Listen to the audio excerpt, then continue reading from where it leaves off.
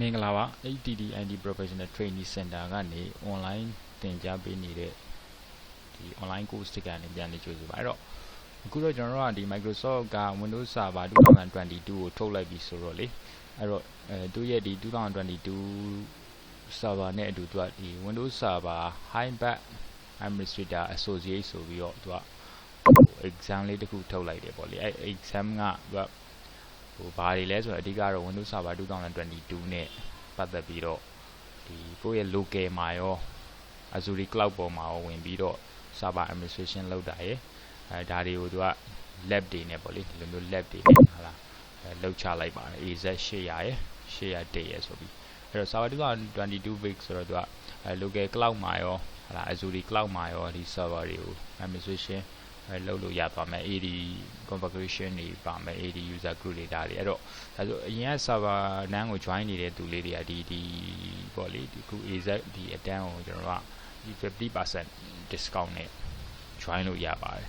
အဲ့တော့ server 2022နဲ့အတူ22ရဲ့ lab တွေနဲ့အတူလေ့လာရမှာပါအဲ့ကြောင့်ဟုတ်ပြီကျွန်တော်တို့ကအခုဒီအတွက်ကျွန်တော်တို့ server 2022ကိုဒီတို့ဆိုကျွန်တော်ဒီထိုင်သုံးနေတဲ့ set ကဒါ Windows Server sorry ဒီပေါ့လေရိုးရိုးဒီ Windows 10 Pro M ပေါ့လေအဲ့ဒီပေါ်မှာမှကျွန်တော်က Windows 10 Pro ပေါ်မှာကျွန်တော်ကဗာတင်ထားလဲဆို Hyper-V တင်ထားတယ် Windows 10 Pro ပေါ်မှာ Hyper-V တင်ပြီးတော့မှအဲ့ဒီ Hyper-V set ပေါ်မှာကျွန်တော်တို့ကဘာလုပ်မလဲဆိုလို့ရှိရင်ဒါ Hyper-V Windows Server 2022 edition ပေါ့လေ data center edition ကို desktop edition လေးဝင်ပြီးတော့တင်မယ်အဲ့တော့ server S ဆိုကျွန်တော်ဒီမှာ down လိုက်ပါအဲ့တော့ဒီ server S ဆိုသူ့ရဲ့ Microsoft ဒီ Google ကနေ search လုပ်ပြီးတော့ Microsoft ရဲ့ official website ကနေကျွန်တော်တို့ကဝင် down လို့ရပါတယ် 4.9 GB လောက်ရှိပါတယ် server 2022ဒီ installer ISO လေးကိုဟုတ်ပြီအဲ့တော့အဲ့ဒီ ISO လေးလည်းရှိပြီဆိုကျွန်တော်တို့ကဒီမှာအရင်ဆုံးတော့ကိုတင်သုံးမဲ့ laptop မှာပေါ့လေ Windows 10 Pro လောက်ရှိရမယ်အဲ့မှာ Hyper-V ဝင်ပြီးတော့ on ရမယ်ပြီးတော့ BIOS ထဲကနေဝင်ပြီးတော့ဒီ BIOS ထဲကနေ Delete key F2 key နဲ့ဝင်ပြီးတော့ Intel VT ဆိုတဲ့ Intel Virtual Technology ကိုဝင်ပြီးတော့ on ရမယ် on ပြီးသွားရင်ဟုတ်ပြီဒီ Hyper-V လေးကို10 window feature on and off ကနေပြီးတော့ on ရမယ်ပေါ့လေဒီကနေပြီးတော့ Hyper-V Manager Hyper-V လို့ရိုက်လိုက်ရင်တော့တကယ်လို့မ on ရသေးရင်ဒီမှာ10 window feature on and off မှာဝင်ပြီးတော့ on ပြီးတော့ဒါ Hyper-V ချက်ပေါက်လေး on ပြီး reset ချလိုက်တာလေးရောက်လာမယ်ပေါ့လေရောက်လာတော့ဟုတ်ပြီ Hyper-V လေးပွင့်လာတော့ကျွန်တော် new ဆိုပြီးတော့ဒီမှာ virtual machine လေးစပြီးတော့ဆောင်းမယ်ကိုရဲ့ဒီ set ထဲမှာပေါ့ next အဲ့ဒီမှာ virtual machine နာမည်ကိုကျွန်တော်က server 2022ဆိုပြီးပေးလိုက်ပါမယ်အဲ့တော့ store ဆိုဒီ Hyper-V ရဲ့ဒီ location ကိုပေါ့လေသူကမူရင်းတိုင်းတော့ဒီထဲမှာသွားသိတယ်အဲ့တော့ space နည်းနေတယ်ကျွန်တော်ကသူ့ရဲ့ space များတဲ့ hard disk partition နေရာလေးကိုကျွန်တော်ဝင်ပြီးတော့ရွေးလိုက်ပါမယ်ဥပမာဆိုတော့အဲဒီလိုမျိုးလေး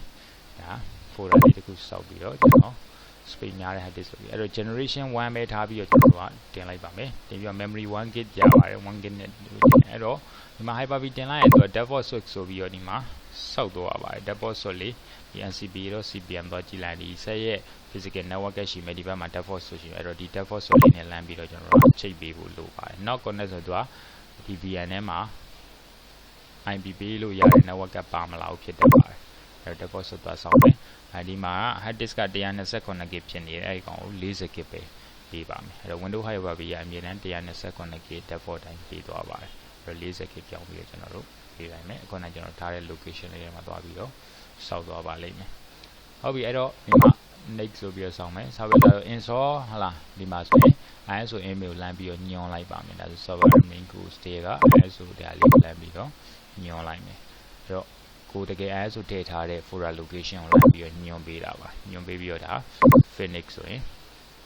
ဒါ VN လေးစပြီးတော့ create လုပ်သွားပါပြီ Hyper-V ထဲမှာပြီးတော့မှသူ့ကိုကျွန်တော်က create လုပ်တယ် create disk လုပ်တယ်ပြီးတော့ဒီမှာ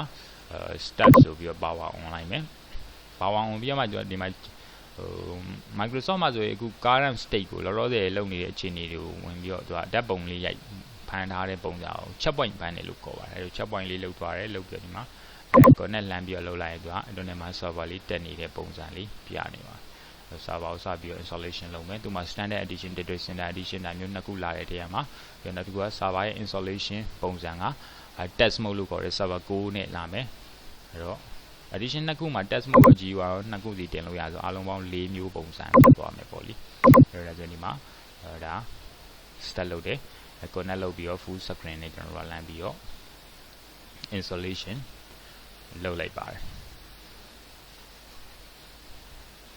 အဲ့တော့ဒါဆို server လေး install လုပ်ပြီးရင်ကျွန်တော်တို့ထုံးစံတိုင်းပဲပေါ့လေ server manager ပွင့်လာမယ်ပြီးတော့ဒီ server ထဲမှာ window admin center လေးတင်လိုက်မယ်အဲ့လိုမျိုးလေးဆက်ပြီးလုပ်လို့ရပါတယ်ဒါဆိုဒီမှာ server windows install ဒီလိုမျိုးလေးသွားမယ်server 2022 on HDDM1 ဆို HDDM1 ကဒီ set ကျွန်တော်ထိုင်သုံးနေတဲ့ဒီခင်ဗျားတို့ဆိုခင်ဗျားတို့သုံးနေတဲ့ laptop ဒါမှမဟုတ် desktop ရဲ့နာမည်ဖြစ်မယ်အဲ့ဒီမှာ Hyper-V တယ်အဲ့တော့သူမှာ addition ဒီ2မျိုးလာတဲ့ထဲမှာဒါဒီတိုင်းပဲသွားမယ်ဆိုရင် server 9ဆို test mode နဲ့ပဲ command line နဲ့ပဲတက်တော့မယ်ဒီတိုင်းဆိုရင် desktop GUI နဲ့တက်မယ်ဒီတိုင်းဆိုရင် command line တက်မယ်ဒီတိုင်းဆို GUI တော့ကျွန်တော် data center ရဲ့ GUI နဲ့သွားလိုက်ပါမယ်အဲ့တော့ standard data center ပါကွာလဲဆိုတော့ CPU memory support ပေးတဲ့ပမာဏတွေအများကြီးကွာပါတယ်ဒါလေးတွေလည်း Google ကနေနားမဟုတ် Microsoft site ကနေဝင်ပြီးကြည့်ထားဖို့လိုပါတယ်။ဒါမှမဟုတ် minimum power requirement 512 machine တင်လို့ရပြီ။ hard disk ကဟာသူက 32GB လောက်ဆိုရင်တင်လို့ရပါပြီ။အဲ့တော့ CPU က64လုံးဒီအောင်သူထည့်ပြီးတော့ run လို့ရတယ်။ကိုပေါင်း128ကိုဒီနာမျိုးလေးတွေကွာပါတယ်။အဲ့တော့နောက်တစ်ခုကကျန်တဲ့ဒီ basic service တွေ networking service တွေ Hyper-V တွေ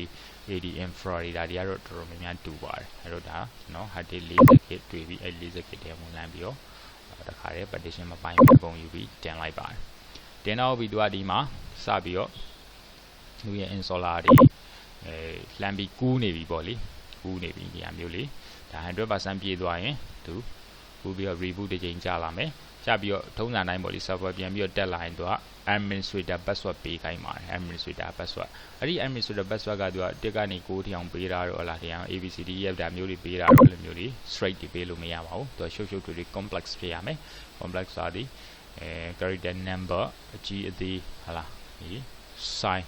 sign share sign တခုပါရမယ်ဒီလိုမျိုးလေးတွေပေးပြီးတော့ဒါ server စပြီးတော့ဒီချိန် reboot ကြ admin password ပေးပြီးတာနဲ့ server manager တက်လာပြီးတော့ server ကိုစပြီးတော့သုံးလို့ရပါပြီဟုတ်ပြီဒါဆိုသူကဒီမှာတော့အရန်ကိုသူကအဆင်ပြေ Hyper-V နဲ့ Windows Server ကို Hyper-V နဲ့တင်ပြီးတော့သုံးတာတော့ပို့ပြီးတော့အဆင်ပြေပါတယ်ဒါမှမဟုတ်ကျွန်တော်ဒီ drive ထဲမှာတင်ပေးထားတဲ့ VMware Workstation 9ပေါ့လေအဲ့ဒါလေးနဲ့တင်ပြီးတော့ဆန်လဲရပါတယ်ဒါပေမဲ့ VMware နဲ့ server နဲ့ cross platform သွားသုံးရင်နည်းနည်းအဆင်မပြေမှုလေးဖြစ်တတ်ပါတယ်အဲ့တော့ Windows ဆန်ရင် Hyper-V နဲ့ဆန်တာပို့ပြီးတော့အဆင်ပြေပါတယ် Hyper-V on ပြီးတော့ Windows 10ထဲမှာဒါ Windows 10 Pro တင်ထားရင် Windows 10 Pro ထဲမှာဒီမူရင်းတိုင်း default အတိုင်းဆိုရင်သူက Intel-VD က on နေတတ်တယ်အဲ့တော့ reset ချ delete key F2 key နဲ့ကျွန်တော်တို့က BIOS ထဲဝင်အဲ့ဒီ BIOS ထဲကနေမှကျွန်တော်တို့ကလမ်းပြီးတော့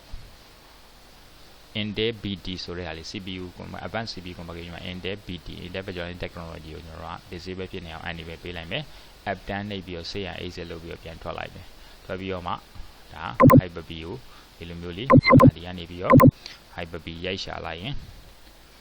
ဒါမ on ရသေးရင်တော့ 10 window feature on and order လေးပေါ်လာမယ်ပေါ်လာအဲ့မှာ window feature တွေကိုကျွန်တော်တို့ကဝင်ပြီးတော့ on လို့ရတယ်အဲ့မှာ Hyper-V ဆိုချက်ပေါက်လေး on လိုက်ဒါဆိုရင်သူကလိုအပ်တဲ့ software တွေတခါတည်းနဲ့ဆွဲပြီးတော့ထည့်သွားပါလိမ့်မယ်အဲ့တော့ထည့်သွားရင် reboot ပြန်ချလိုက်ရင်ဒီလို Hyper-V manager လေးသုံးလို့ရပါပြီအဲ့တော့ 10 window feature on and off ဒါမျိုးလေးသူကပေါ်တယ်အဲ့တော့တမားပြင် Hyper-V မ on ရသေးရင်ဒီနေရာလေးကကွက်လက်လေးဖြစ်နေအဲ့တော့ချက်ပေါက် on ပေးလိုက်ပြီးတော့ okay လုပ်လိုက်ရင်သူကတခါတည်းနဲ့လိုအပ်တဲ့ software တွေဆွဲပြီးတော့ထည့်သွားပါ package တွေပေါ့လေအခုတော့ဒါ server ယူစပြီးတော့ဒီထဲမှာတင်လို့ရသွားပြီပေါ့လေအဲ့ဒါလေးအားလုံးလုပ်ပြီးတော့ဟုတ်ပြီဒါလေးတဲ့ကိုယ့်ရဲ့ laptop ဒါမှမဟုတ် desktop မှာဝင်ပြီးတော့ Hyper-V on ပြီးတော့ဘယ်လိုမျိုး server 2022 data center edition ကို installation လုပ်ရပါလဲဆိုတဲ့ဟာလေး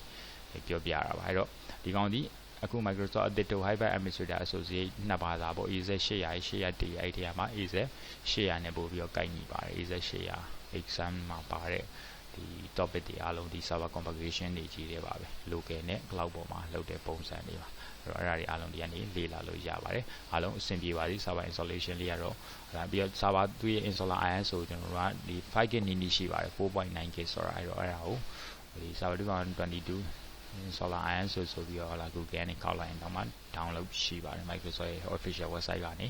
သူကပေးထားပါတယ်အဲ့တော့ ISO down ပြီးတော့ကျွန်တော်တို့ဒီလိုမျိုးလေးအဲ့ဒါ UPN ခေါ်ပြီးတော့ ISO လမ်းညွှန်ပြီးတော့တင်လို့ရပါတယ်အားလုံးအဆင်ပြေပါသည်ကိုယ်တိုင်သေးသေးချာချာလေးပြန်ပြီးတော့စမ်းကြည့်ပါဒါလေးကိုအဲ့တော့ဘာမှတော့မခက်ပါဘူးအခက်ခဲသိပြီးတော့မရှိလာပါဘူးဟုတ်ပြီအားလုံးကိုကျေးဇူးတင်ပါတယ်ကျွန်တော် ဒါလေးကိုဒီမှာပဲခဏရှက်လိုက်ပါမယ်